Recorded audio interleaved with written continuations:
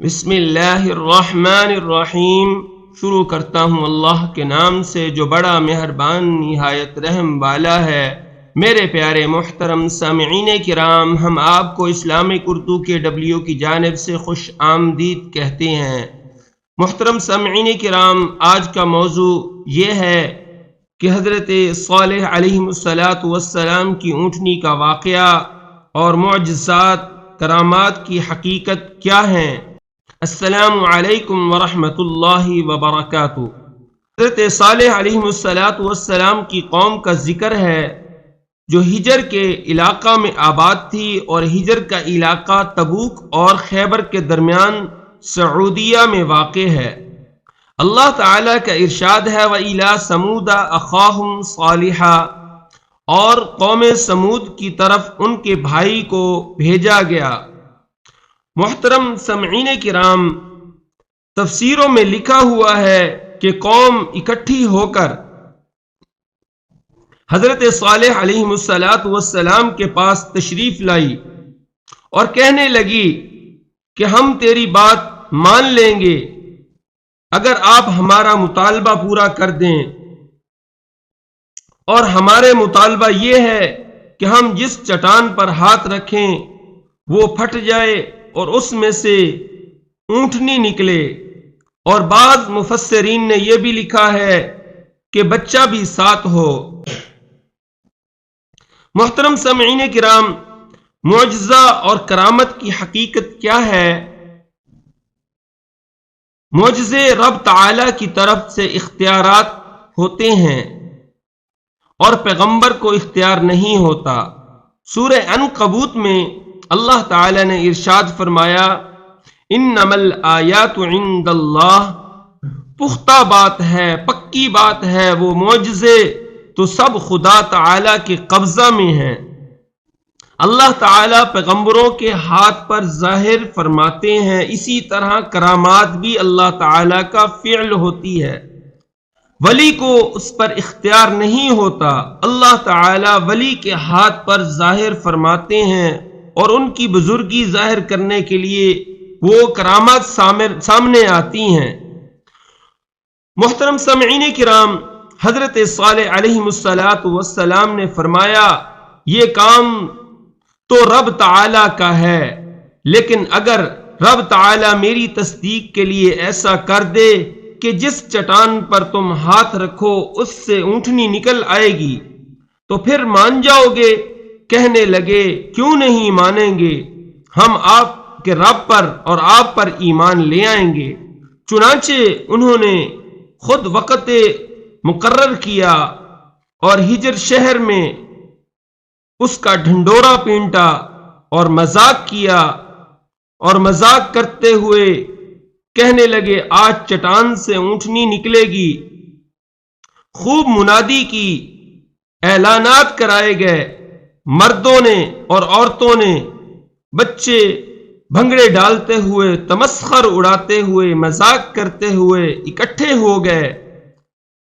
کہا کہ آج پہاڑ سے ایک اونٹنی نکلے گی، سب اکٹھے ہو جائیں۔ چٹان پر انہوں نے ہاتھ رکھا اور اس چٹان سے اونٹنی نکل آئی تو ہم مان لیں گے۔ محترم سامعین کرام، قادر مطلق نے ان کے سامنے متعین کردہ چٹان کو کھولا اور سچ مچ اس سے اونٹنی نکل آئی۔ سب نے اپنی آنکھوں سے دیکھی مگر ایمان کوئی نہیں لایا۔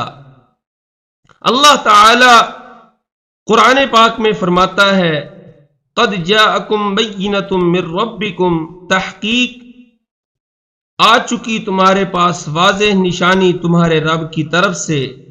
ھذہ ناقۃ اللہ لکم، یہ اللہ تعالی کی اونٹنی تمہارے لیے نشانی ہے جو تم نے خود مانگی ہے، رب تعالی سے تمہارے سامنے ظاہر فرما دی ہے۔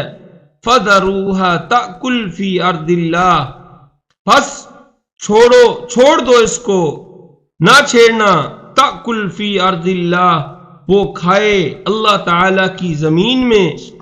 ولا تمسوھا بسوء، اور نہ اس کو ہاتھ لگاؤ برائی سے۔ برے ارادے سے مارنے کے لیے اس کو ہاتھ نہ لگانا، ویسے تبرک سمجھ کر ہاتھ لگا سکتے ہو اور اس سے مٹی وغیرہ جھاڑ سکتے ہو۔ اس مقام پر ایک چشمہ تھا جس سے انسان اور جانور بھی پانی پیتے تھے۔ اللہ تعالی نے سورۃ الشعراء میں ارشاد فرمایا، لہا شرب ولکم شرب، ایک دن اس کے پانی پینے کی باری ہے اور ایک معین دن تمہاری باری ہے، یعنی ایک دن اونٹنی پانی پیا کرے گی اور ایک دن تمہارے جانور اور تم پانی پیا کرو گے۔ ایک دن اونٹنی چشمے سے پانی پیے گی، تمہارا کوئی جانور اس دن نہیں آئے گا، اور ایک دن تمہارے جانور پیئیں گے، اس دن اونٹنی نہیں آئے گی۔ یہ رب تعالی کی طرف سے ان کے لیے ایک امتحان اور آزمائش تھی۔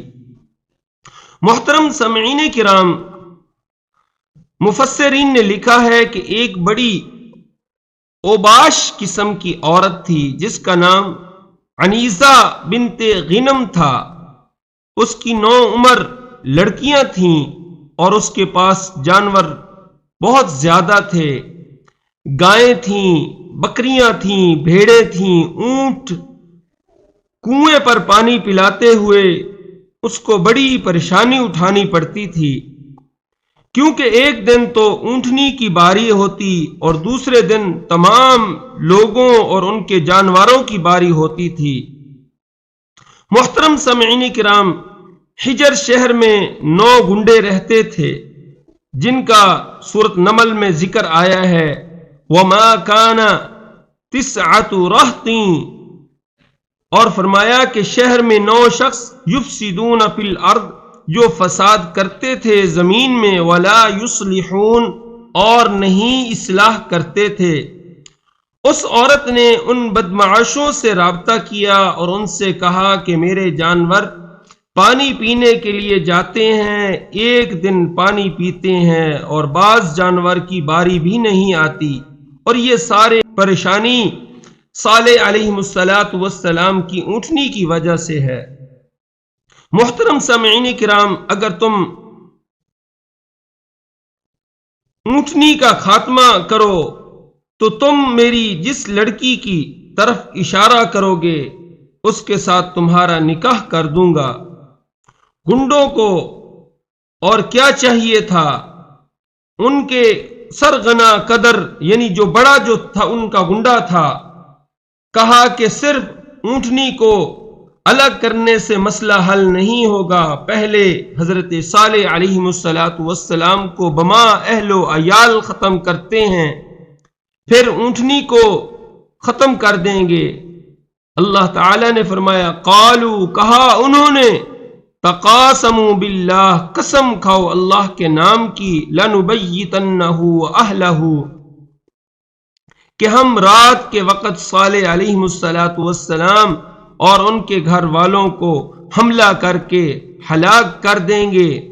ثم لنقولن لولیہ، پھر ہم کہیں گے کہ ان کے دعوے دار سے، ما شہدنا مہلک اہلہ، کہ ہم نہیں حاضر ہوئے ان کے اہل کے ہلاک ہونے کے وقت، وَإِنَّا لَصَادِقُونَ، اور ہم سچے ہیں۔ فرمایا، بے شک ہم گنڈے ہیں مگر ایسی حرکت نہیں کر سکتے کہ نبی کو قتل کریں، لیکن بعد میں ان کا پروگرام بدل گیا کہ نہیں، پہلے اونٹنی کا کام تمام کریں گے۔ سورۃ ہود میں اللہ تعالی اس طرح ارشاد فرماتا ہے، فَعَقَرُوهَا، پس انہوں نے اونٹنی کے پاؤں کاٹ دیے۔ اس وقت اونٹنی کی ایک عجیب و غریب قسم کی آواز نکلی۔ جب حضرت صالح علیہ السلام نے وہ آواز سنی تو سمجھ گئے کہ ظالموں نے اونٹنی پر حملہ کر دیا، ظلم کیا، اب ان کی تباہی آئے گی۔ حضرت صالح علیہ السلام نے آ کر اونٹنی کو دیکھا کہ اس نے چہرہ آسمان کی طرف کیا ہوا تھا، تو فرمایا، تمتعوا فی دارکم 3 ایام، اٹھا لو اپنے گھروں میں 3 دن تک، ذالک وعد غیر مکذوب، یہ ایسا وعدہ تھا، یہ ایسا وعدہ ہے جو جھوٹا نہیں ہوگا۔ اب رب تعالی نے تمہیں 3 دن کی مہلت دی ہے، توبہ کر لو، کلمہ پڑھ لو، ورنہ کل تمہاری شکلیں پیلی ہوں گی، پرسوں تمہارے چہرے سرخ ہو جائیں گے، اس سے اگلے دن تمہارے چہرے سیاہ یعنی کالے ہو جائیں گے۔